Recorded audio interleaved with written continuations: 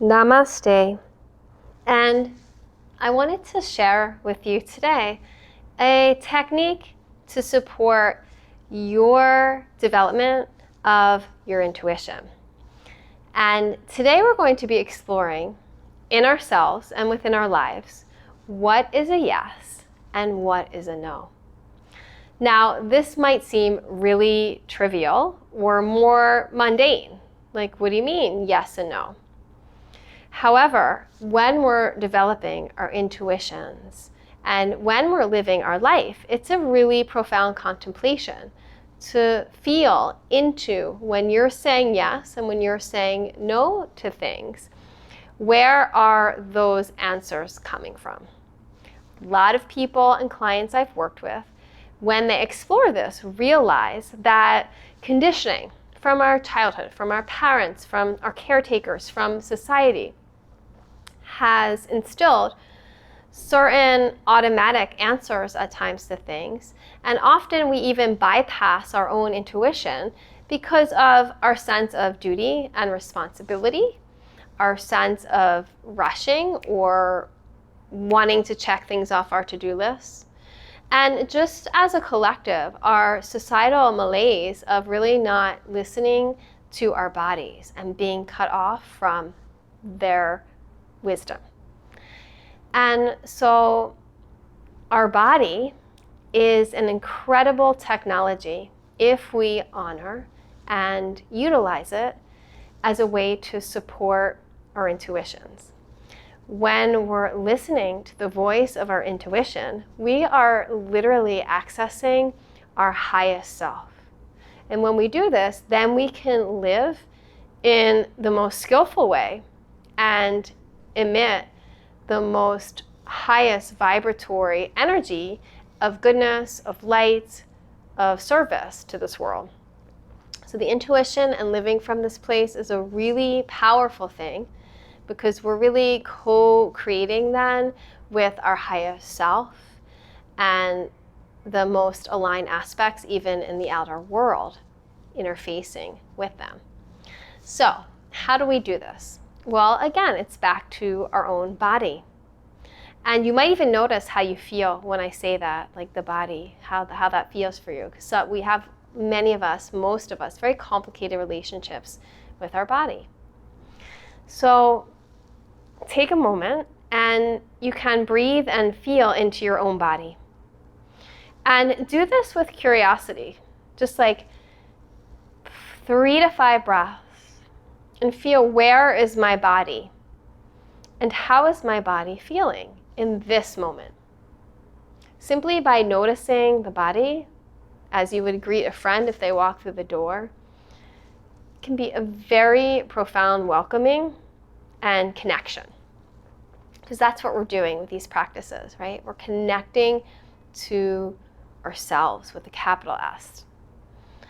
And then when you take this technique into your life, you'll do the same thing. 3 to 5 breaths, noticing your body and where it's meeting the earth. And then what you're going to do is, particularly when you're about to make a decision, because that's when the yes and no comes up, right? You're going to feel what feels like a yes and what feels like a no.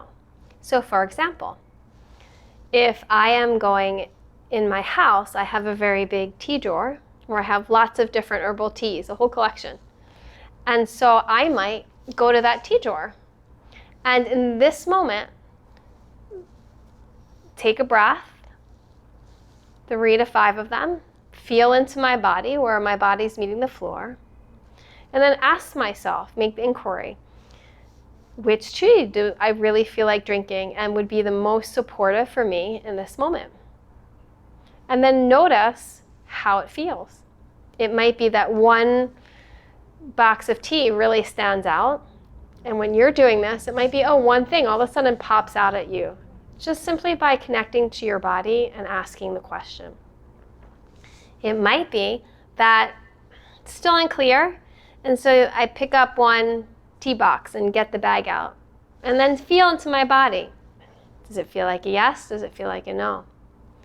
Maybe I'm not clear still. So then I get another bag. Feel like yes or no? And everyone I've worked with, clients and students, usually, even if they think they won't, have a response. And you start to play and notice, where in your body often do you get the yes? Where in your body do you get the no? Some people find that it's the same places, right? The no might be in that tightness in the chest. The yes might be like a little butterflies in the stomach, or it could be vice versa. I have a podcast episode on my podcast, Modern Mystic Podcast, where I go through each chakra, the 7 chakras. And some people might feel it in energy, or a yes and no in specific chakras. Other folks get sensations, the tingling in their feet, or warmth in their hands, or a coldness somewhere in their body. So it could be a temperature, it could be a sensation like tingling, butterflies. Each person is different.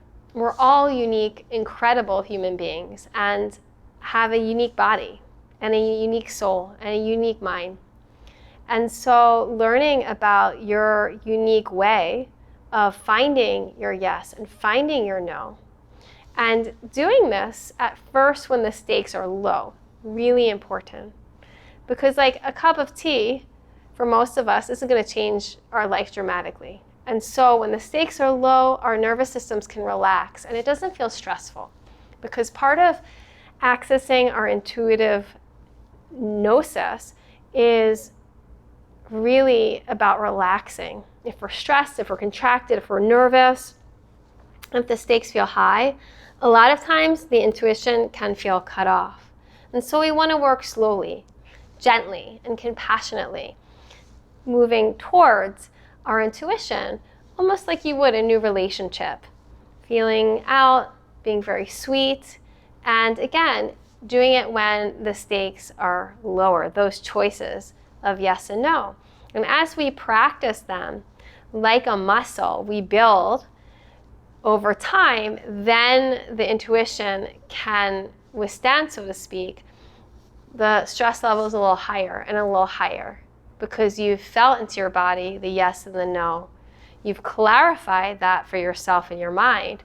You've accessed that through your body. And then when the stakes get higher, you still have access to that information because you're able to recognize it because you've worked with it. So I hope that helps you. I would love to hear, as always, how it goes. Namaste.